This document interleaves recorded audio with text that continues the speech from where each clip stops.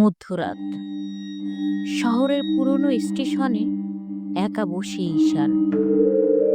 শেষ ট্রেন চলে গেছে অনেক আগে। চারপাশে নিস্তব্ধতা। হঠাৎ ঈশান শুনল লোহার লাইনের উপর ধীর ধীর পায়ের শব্দ, কিন্তু কোনো মানুষ দেখা গেল না। তখন তার কানে একটি অদ্ভুত কণ্ঠ শুনল। তুমি আমার ছিটে বসেছ কেন? ঈশান উঠে দাঁড়ালো, আর সে অনুভব করলো তার পেছনে কেউ আছে।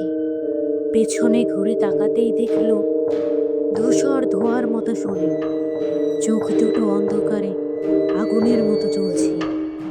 ঈশান ছুটে গেল।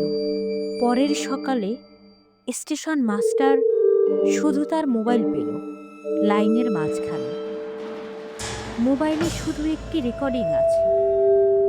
তাতে শোনা গেল, তুমি আমার ছিটে বসেছ?